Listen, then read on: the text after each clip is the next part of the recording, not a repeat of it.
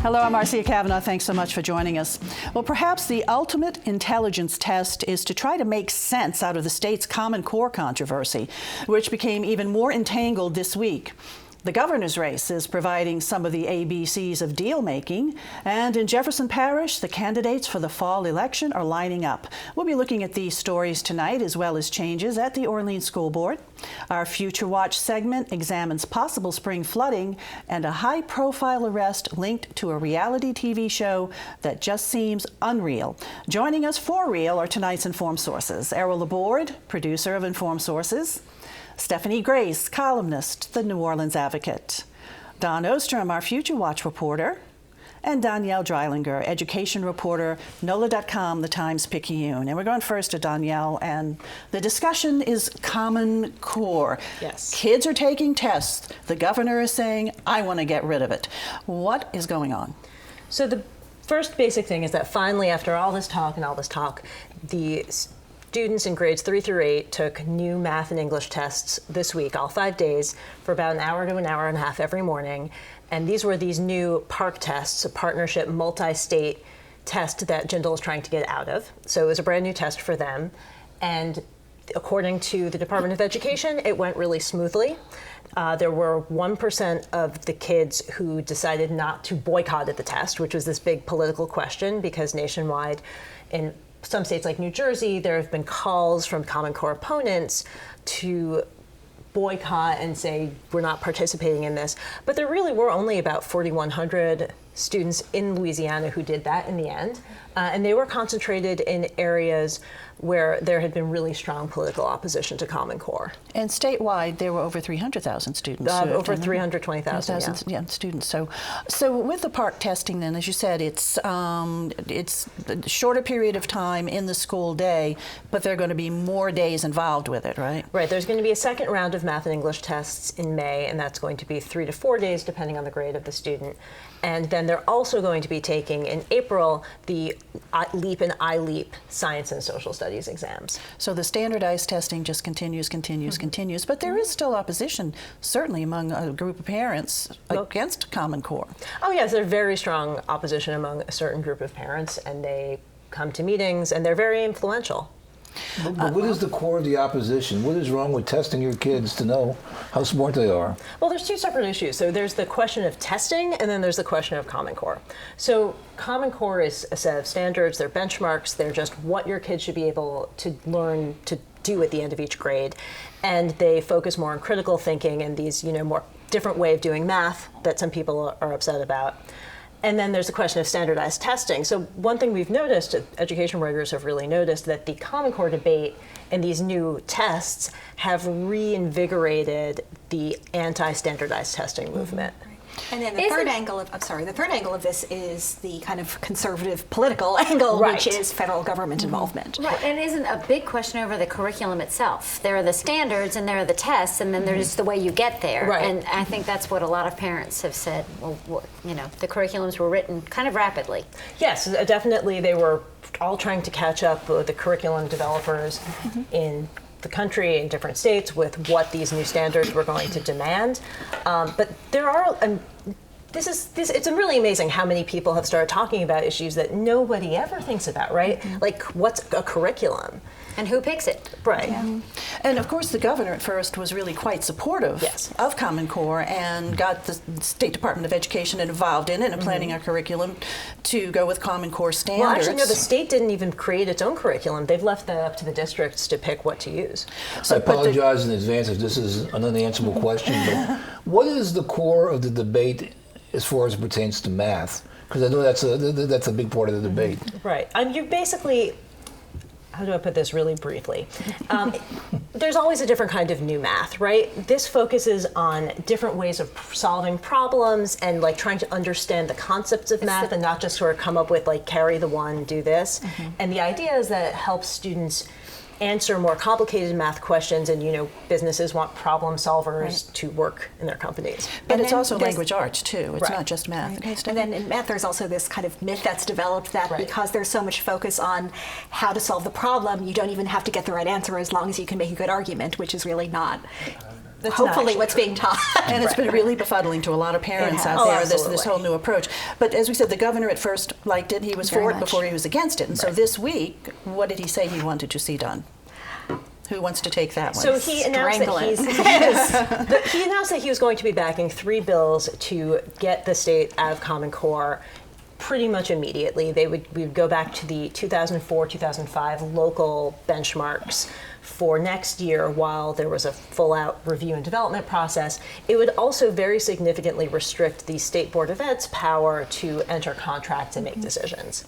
But the school systems now, for 3 or 4 years, have been teaching to the Common Core standards. Teachers Or have been starting to move to them, move yes. to that. So he's talking about, okay, forget about all that and go back. Now, how do the teachers feel about something like this? The teachers I've talked to, there are some teachers who will really oppose Common Core, and they say, well, most of them are from North Louisiana, or they're not from New Orleans for the most part. And they say, let's get rid of it and move on. But most teachers I've talked to in New Orleans are very frustrated, and some say that they would just continue using Common Core anyway. So John White, who's our education superintendent, he's also said, okay, let's revisit this a little bit to some extent, hasn't he? Right. So he's trying to propose basically a compromise. Bessie does have to revisit the standards every certain number of years. He proposed moving it up, so he laid out his plan for that this year. Bessie would be voting on a new set of standards in December 2016. The idea there is that they would be tweaking Common Core. It probably wouldn't change all that much. Which is what's happening in some other states too. Tennessee has done it already. They're maybe even changing the name, but keeping the essence Exactly, of it yeah. to make it less politically Well, hope they volatile. don't forget about carrying the 1, though. That could be worrying. Yeah. Well, another kind of interesting piece of this is you mentioned John White. You look back at Bobby Jindal's education package in 2012, which was his big initiative, and remember, he made sure he had allies in place to make that happen for him. John White was one of them. The 2 education committees in the House and the Senate. He doesn't have them anymore. They are absolutely for Common Core, and he's even talking about trying to pull some maneuvers to go around those committees that he wants stacked with his supporters because he doesn't think he can get the legislation through. So Okay, so more debate on Common Core coming up, more than likely, and also students are continue to take the PARC test, right, for at least another week or so. No, they're done for this round, but Okay. they'll be going back to them in May. Okay, but then they have leap testing again coming up too. Right, and these for on the different other 2 courses. subjects. Yeah. Okay, thanks a lot, Danielle. Okay, Stephanie, talking about politics and the governor's race and the gubernatorial candidates.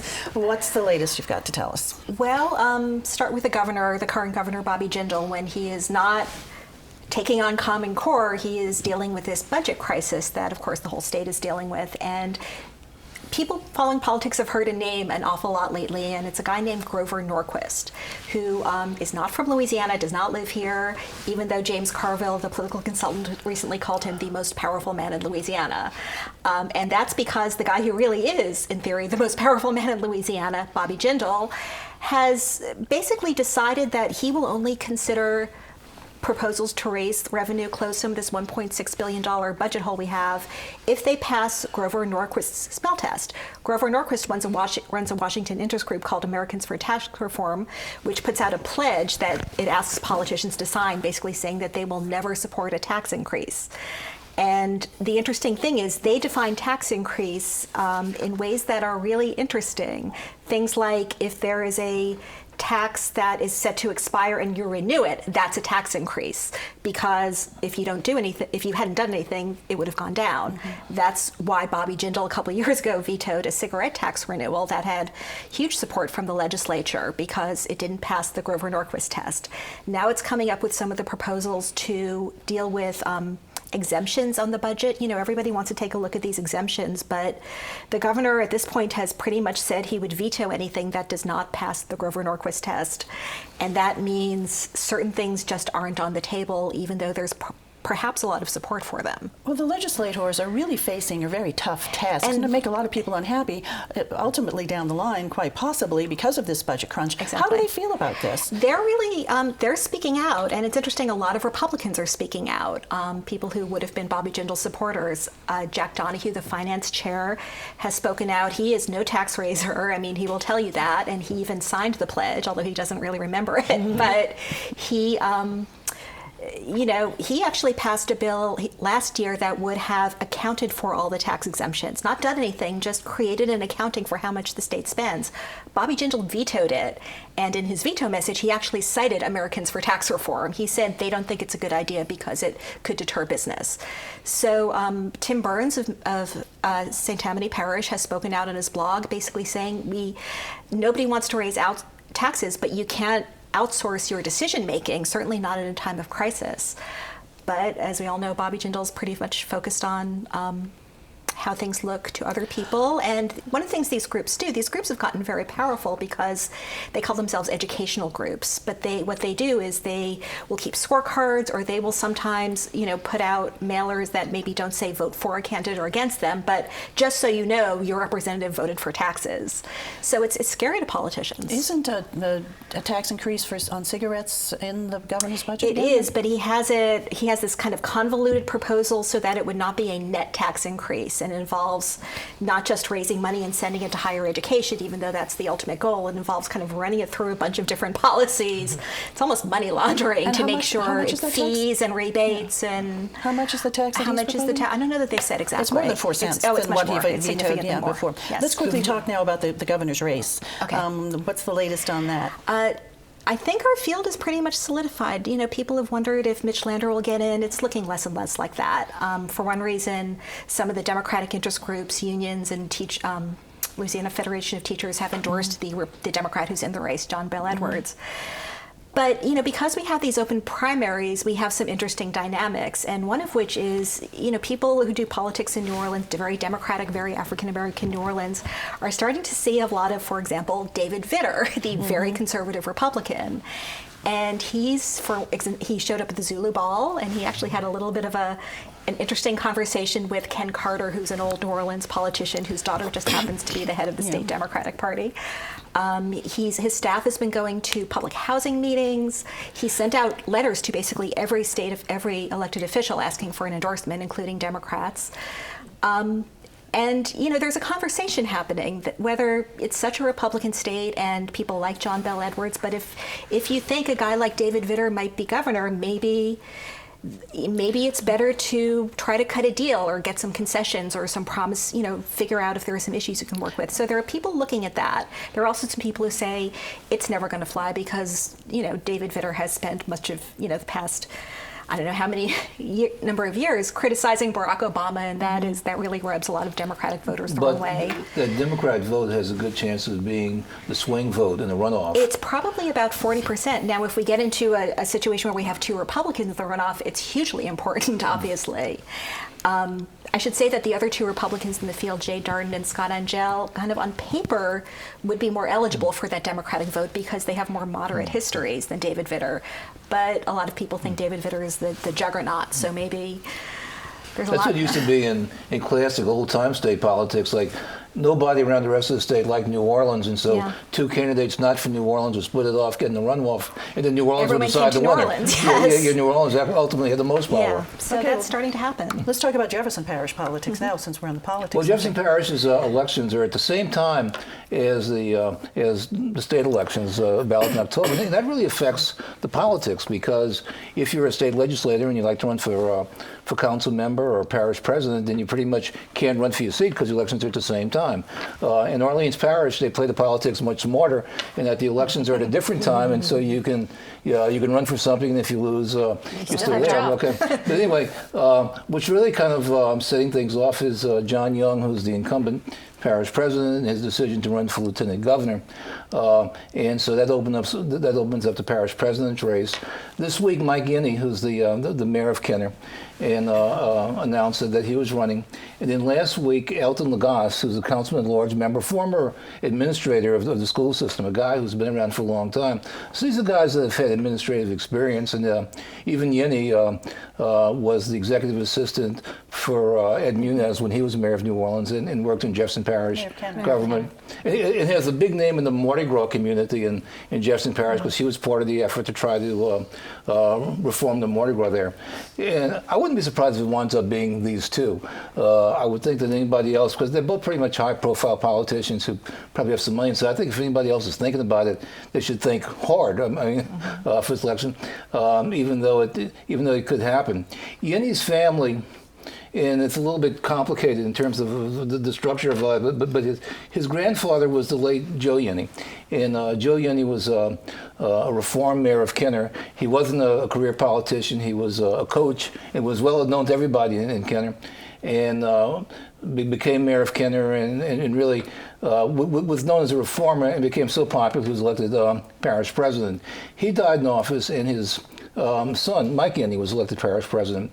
And Yenny's popularity was so great that Mike Yenny was not a major political figure. He was still very much of a young man, and there were a lot of other powerful politicians who wanted to be parish president. Mike Yenny was able to defeat him. And Mike Yenny died in office too. Well, he was affected by disease, and so. But the Yennys have a good reputation, and Kenner is the voting center of Jefferson Parish. Lagasse also has a strong reputation. He's been around. I think these are two men who are both credible. Age might wind up being a factor. Yenny's 38 and Lagasse's 75, but they're both in the position that they have a lot of experience in Jefferson Parish politics, and so it could be an interesting race, but not the classic bloodbath that Jefferson Parish politics used to be a long time ago. And council races. Cynthia Lee Shung has announced that she's going to go for council at large. Yeah. She's announced for a large position, and a lot of those races are still taking shape. If you want to envision Jefferson Parish government, it's pretty much like the same structure as the Orleans Parish Council, except where Orleans Parish Council has 5 district members and 2 at large. That in Jefferson Parish they have 4 districts, and then 2, and then one who's like parish-wide. And so it's the same. It's pretty much the same kind of structure. And I guess the parish president would be like the equivalent of a mayor in New Orleans. Right. Or with less power. Yeah. The difference being is though within that community there are other cooperated areas that have their own mayors and councils. Right. Okay, Errol. Thanks a lot. Talking about spring flooding now. Are we? We shouldn't be. We're in flood fight stage 1, or phase 1, according to the Army Corps of Engineers. And that's the status that kicks off anytime the Carrollton gauge, the river level gauge at Carrollton, is 11 feet or above. It was over 11 and a half feet when I saw it on Wednesday. It's projected to be 12 and a half feet by tomorrow. It's expected to crest at 14 feet by the end of the month, and then we should be fine. And it's really once it gets to 17 feet that we're at risk and having to open up the spillways and that sort of thing. But what flood fight phase 1 means is there are biweekly inspections of the levees from New Orleans to Baton Rouge, checking for any overflow, any damage, anything.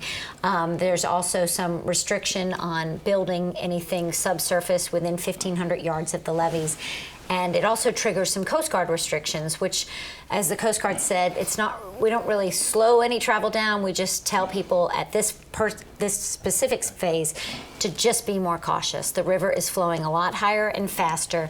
It's that 17-foot phase where they're also looking at the velocity of the water that triggers lots of different actions. Yeah. One-way traffic on the river, all sorts of things like that. They don't expect, everybody, I think, it's hard to be an educated person and look at all that snow in Boston and think, record year. None of that comes here. None of that feeds into the Ohio River Valley. All the Boston snow, while it was 108 or whatever inches that they had this winter, all of that drains off into the Atlantic Ocean or at rivers in the Northeast that don't feed into our area. The rivers that feed into our area are the Ohio River Valley, and the snow is already melted there. It's not winter there anymore. It's the rains north of us. A heavy spring rain in Missouri or points north can really impact the levels in the river. Heavy spring rains here, you think, well, what will they do here? Well, here they feed off into the marshlands and they don't go into the river and they don't impact river flooding. But heavy spring rains north of us can cause real problems. So while it looks like we'll be fine and the river will crest at 14 feet and we'll be done, a weather pattern that brings in unanticipated rain in Missouri or somewhere in that area could really cause severe issues. Errol, did you have a comment? Well, she pretty much answered my question. I was just pointing out that Danielle and Stephanie are both from Boston, so you're not going to be able to see their melted snow come down here. Okay, good. All of that snow, record-breaking snowfall. Yeah, you know, it doesn't look like it's going to be a year like 2011 when they had to open the Bonnie Carey Spillway. The water is lapping over part of the gates there now. It's high enough to do that, but it's not in any situation where they're having to open the gates. And by the way, when they did that, it worked perfectly. It worked perfectly, and it really didn't cause too much fish kill in the lake like they thought it might. You know, It's something they don't get to test very often, thank goodness. And, okay. well, it's pretty neat but to once see. they did, it worked well. So we're not anticipating like a high water event as we saw in 2011, remember? We're not anticipating it. They really expect, you know, the river is rising, and it's going to continue to rise It's for the next springtime. couple of weeks. It It will is rise. springtime, but after the next couple of weeks, it should go back down and all should be well. I If think the there are bigger not problem this heavier time of rains year right now is the fog. I was out along the river this morning watching a big freighter go down the river, and it disappeared before my eyes in the fog. So Pretty to see, but not it's always. a little scary. I knew it was there, but I couldn't see it. Okay, Don, thanks a lot.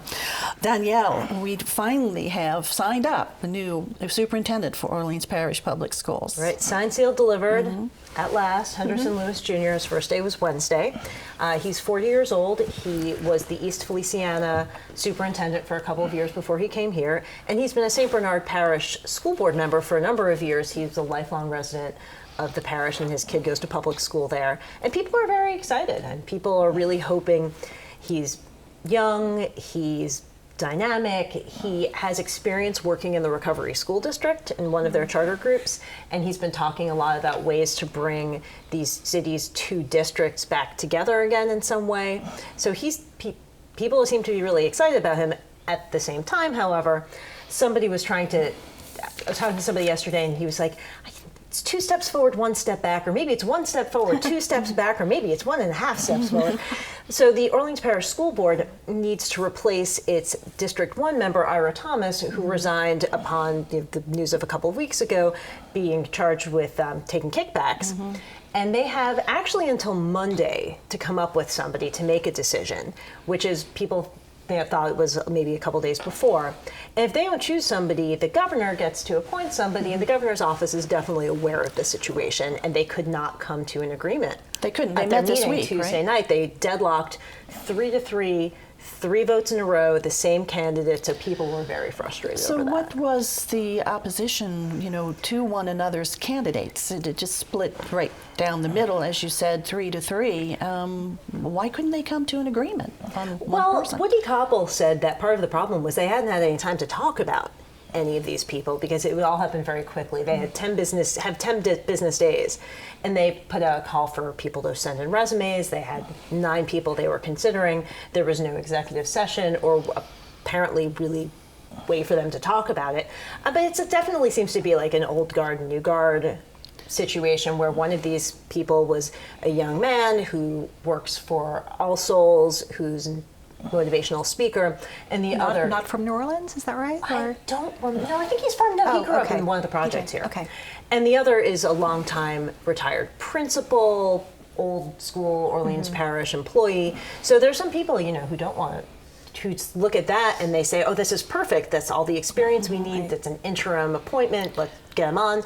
Then there are other people who look at that and say, haven't we had enough of the old guard? So what are they going to do then? Go back to the other 9 that they didn't want to consider, or 10? Or will they go back and talk about these 2? They just have until Monday. Seth Bloom the school board president, is being very closed-mouthed about this, and half of them are at the National School Boards Association conference at the moment anyway. So there is a chance that they will have a meeting on Monday to try to figure it out, but there seems to be very, very big possibility they're just going to let it go. So if they don't make a decision by the end of Monday, then the governor's going to make a decision for them? Well, the governor, it's not clear to me whether the governor absolutely makes the appointment then, or whether they can still do it first. So that's a big question. Okay, well, we'll be looking for that. Thanks, Danielle. Okay, well, New Orleans again in the center spotlight of a national story that we really had nothing to do with.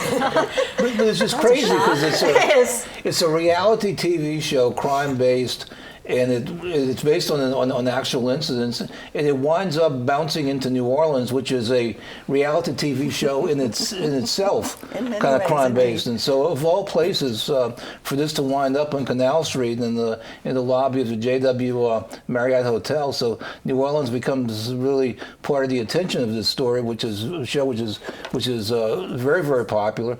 And then there's the whole debate about once this man is arrested. First of all, the charges with which he was arrested. He's accused of murder in other places, but in New Orleans, there's different charges.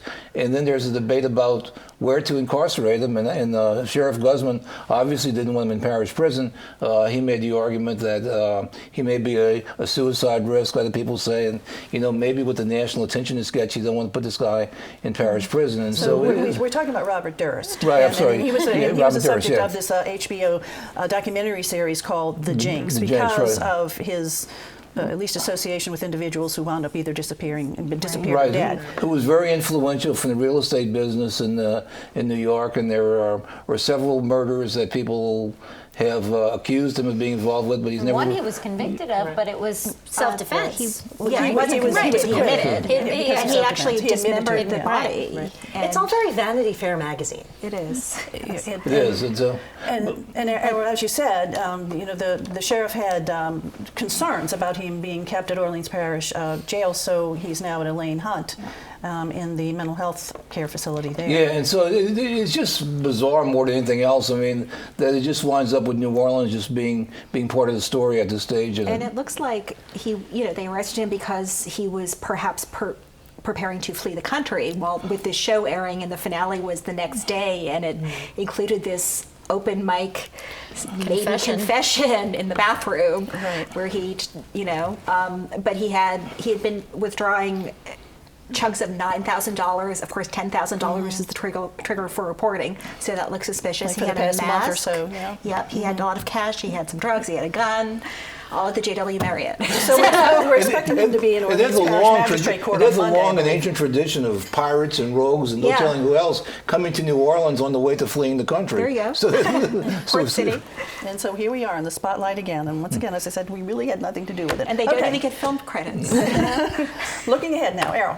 United Airlines announced that it's going to, speak of leaving the country, that it's going to bring a nonstop service to Cancun from New Orleans just once a week and just during the summer, but at least it's a beginning. There are a couple of smaller regional airlines that are doing that also, and so maybe we're seeing the beginning of bringing that Central American market, which New Orleans used to have a fairly large share of, but has had none of lately. So it's a good first sign. Okay, Stephanie. Speaking of Orleans Parish Prison, Mitch Landrieu and Marlon Gusman are at it again, this time over the cost of the healthcare contract that Marlon Gusman has signed for OPP, which the city says is way more than they can afford. Okay, and asking the federal judge to overturn that contract. Back in court. Done. Yeah. Starting actually tonight, Fashion Week in New Orleans. It's the 5th time, 2011 it started, and it's a chance for designers, models, hairdressers, makeup artists, and the like to showcase their talents, and it's really become a big deal to bring people to the city this time of year. All right, thanks. Danielle? And so, in terms of Orleans Parish school news, we might finally at some point find out who's going to be in John McDonough High School. They went to court today over this case trying to keep the state from assigning it, and there's no ruling yet, but there could be a ruling really soon, and then maybe we'll find out. All right, thanks a lot, and we are out of time. Thanks so much for being here, you guys. Thank you for joining us. We want to see you next week for Informed Sources. Have a good evening.